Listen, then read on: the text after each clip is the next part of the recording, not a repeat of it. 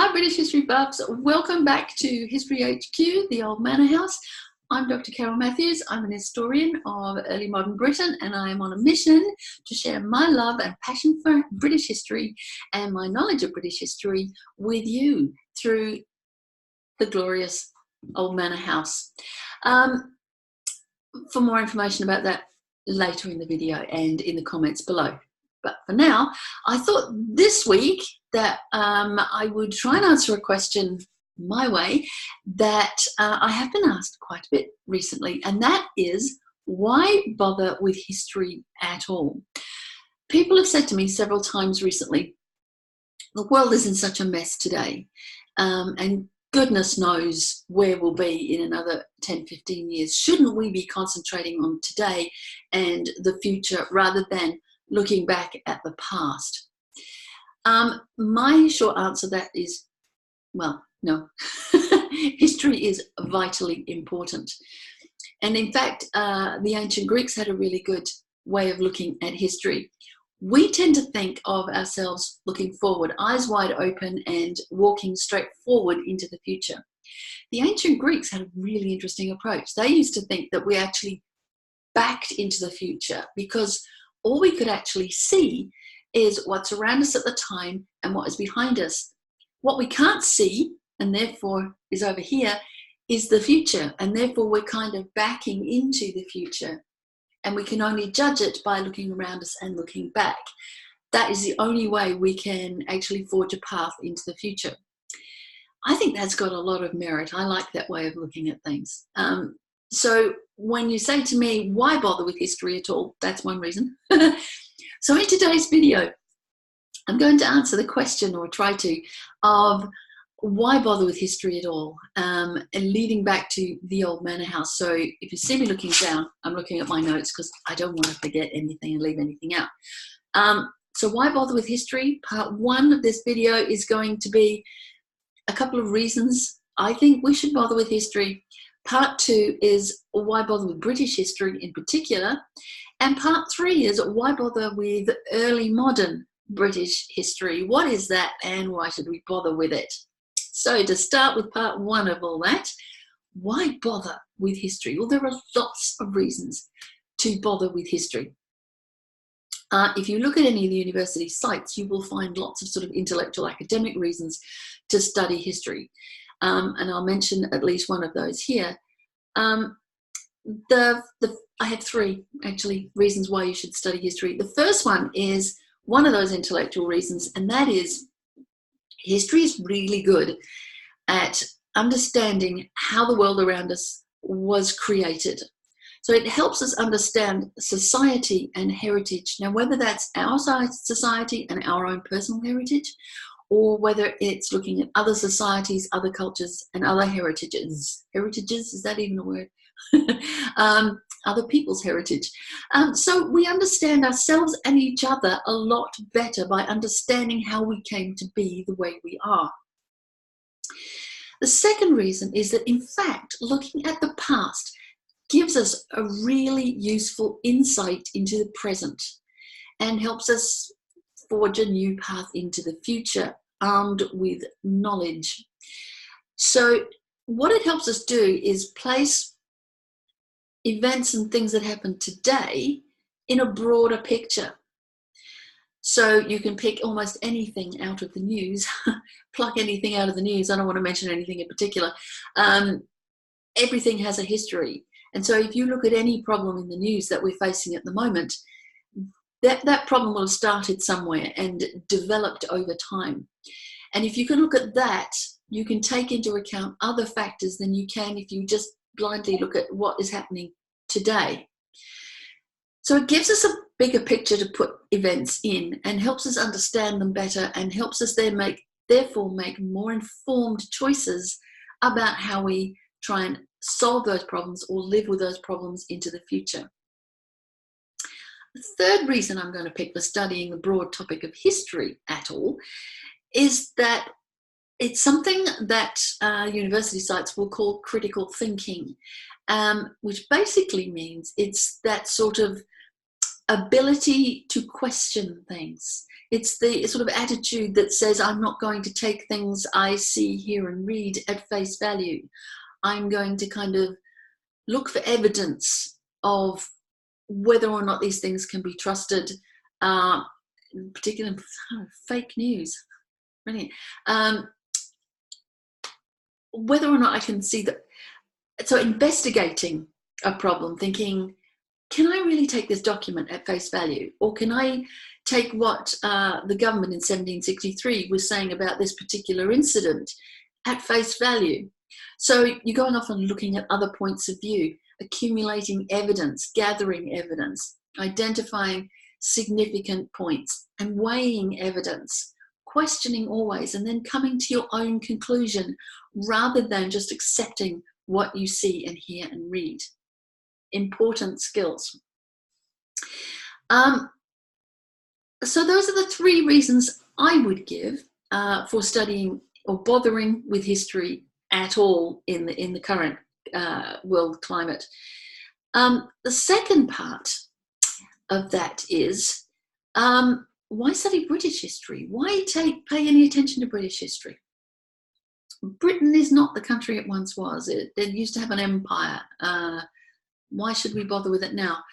Well, because of the influence Britain has had on the formation of the modern world.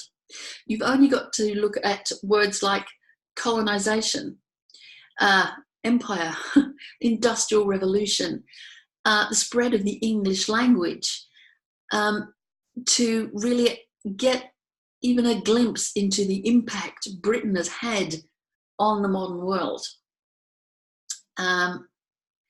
So it's been hugely influential, and that is a very good reason to study British history. Another reason, which to me is just as important, is a sort of emotional reason. And I'm going to look down at my notes to get my words right here. I think there's something about, if you look at the history of anything, you tend to do something and you tend to pick the history of some place or event or period because it attracts you personally. There is something in it that just grabs your attention, grabs your interest, and it's just something that you're interested in and attracted to, and that is fine. That is quite often what makes you absolutely passionate about studying a particular place or time. Those things are absolutely justifiable to me as a reason to study British history, for instance. Now, some people come to British history, in fact, a lot of people these days are coming to British history having read an historical novel or absolutely fallen in love with a period drama. You only have to think of Downton Abbey and the huge impact Downton has had on people suddenly taking an interest in British history. Also other things like the Tudors or movies like The Duchess. People suddenly go, wow, that is really interesting. I love that period. There's just something that really attracts me about that. And that's fine. And if that's you, welcome to British history. Another convert. So the third part in this video is, I'm going to quickly ask the question, well, why bother with, we've got British history, why bother with early modern Britain? And first of all, what is early modern Britain? And why would you study that particular period? Well, firstly, the period early modern is something historians will debate forever, the opening and closing dates of that. Let's start by saying modern history is generally regarded as being from about 1750 onwards. The medieval period is roughly up until a great turning point of around about the Black Death. So for simplification for me, I'm going to say early modern British history is from about 1500, the end of the Black Death, and the victory of Henry Tudor, Henry VII, on the battlefield when he takes the throne of England. From there, I'm going to go past 1750 and say up until, say, Victoria takes the throne, around there. Now, for me, the reason you would study this period is, number one, again, an intellectual reason. Number one is that it is a period of huge change, from opening with a massive change of the Black Death, which literally killed off, numbers vary, a third to even a half of the population of Europe, and certainly of Britain, right through to Queen Victoria taking the throne, and really the industrial age proper. I can feel the lighting changing. The sun's starting to go down here in the northeast of England, where it's been pretty cold and grey, and yeah, we have a sunset happening just out here, so excuse the lighting changing. It's a period of incredible change during those, 350 odd years. From there, you go through, I'm looking at my notes again, it's a period that invented the modern world. Again, you've got colonialization, you've got industrialization, you've got the invention of the printing press, you've got the Protestant Reformation, and the huge impact of that battle between the Catholic world and the Protestant world, that has ramifications that just ripple out over the centuries. And certainly in British history, we still see writ large in Ireland and Northern Ireland, the Troubles, as they used to be called.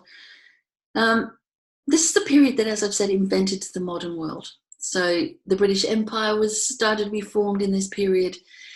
So much happened that created the world we have today. That's one reason. The second reason, again, is that emotional. It's a fantastic story. There are huge events taking place within this period, from the Black Death, the Protestant Reformation, the Industrial Revolution, the ideas of the Enlightenment, so many inventions, and then the Industrial Revolution starting up with the invention of the steam engine, etc.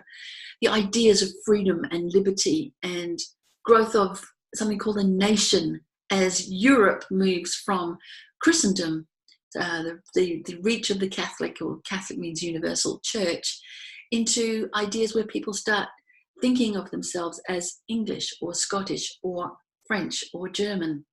So those things are vitally important.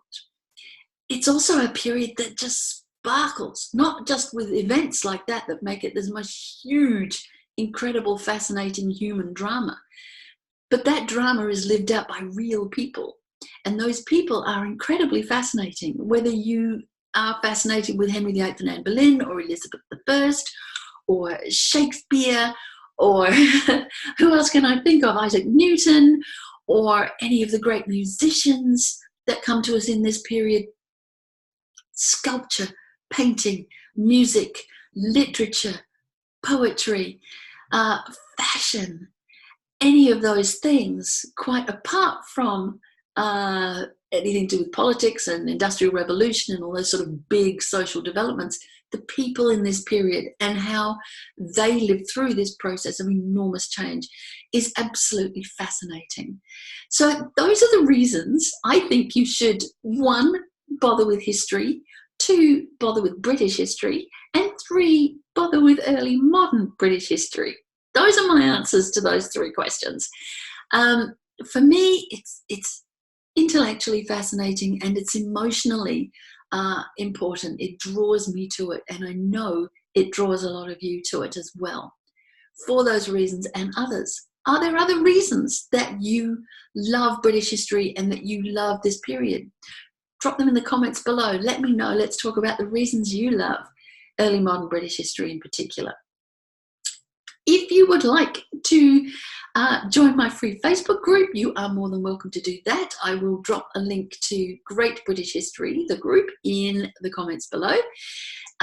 You may also like to get on the waiting list for the Old Manor House, which is progressing beautifully. I have almost finished the website, and I'm really looking forward to letting you know that I've been able to launch the Old Manor House website and that you can actually sign up to get on the waiting list. Let me know in the comments below if you're interested, and I will return your message. I will answer you. You can message me in Facebook. You can join Great British History to find out more as well. So until next week, bye for now. And next week, I will be able to tell you so much more exciting stuff about the Old Manor House and how you can join and you can get involved. And I look forward to sharing more British history with you then. Bye for now.